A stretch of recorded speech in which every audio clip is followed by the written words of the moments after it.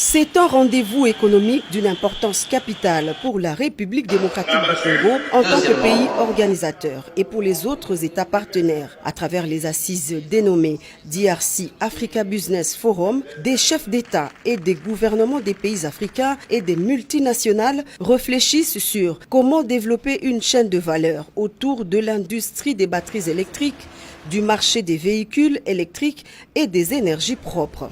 De la rhétorique abondante mais riche en révélations et engagements des États d'Afrique qui sont désormais déterminés à changer le paradigme et jouer véritablement leur rôle dans le développement de la chaîne de valeur dans le processus d'extraction, de transformation et d'exportation de ces minerais stratégiques utilisés dans la fabrication des batteries électriques.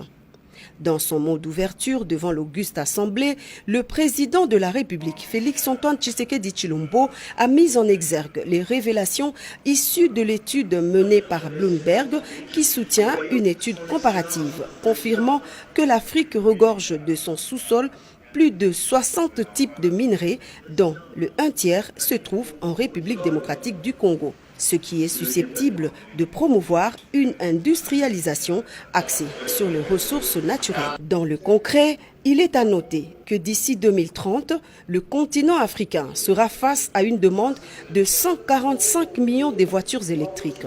Le taux de demande de cobalt sur le marché est actuellement situé entre 120 000 et 130 000 tonnes l'an, chiffre qui pourra doubler dans 5 ans. Le président de la République démocratique du Congo, également président en exercice de l'Union africaine, plaide pour une synergie d'efforts des pays africains en vue de renverser la tendance et refuser de continuer à exporter nos minerais à l'état brut.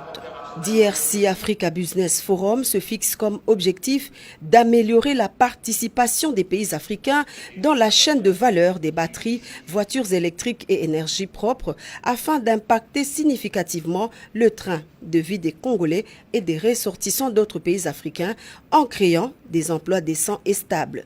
Loin d'être une figure de style, l'avenir du monde se trouve en Afrique car Dieu a doté le sous-sol africain d'extraordinaires richesses et la RDC en est une illustration plausible. Plusieurs personnalités des pays africains et représentants des multinationales ainsi que des institutions financières de renommée internationale ont fait le déplacement de la RDC. La Zambie, représentée au plus haut sommet par son président Hakainde Hichilema. Le Gabon, le Maroc, également présents à travers leurs ministres de commerce et de l'industrie. La Commission économique des Nations Unies pour l'Afrique accompagne ce forum dans la mobilisation des partenaires.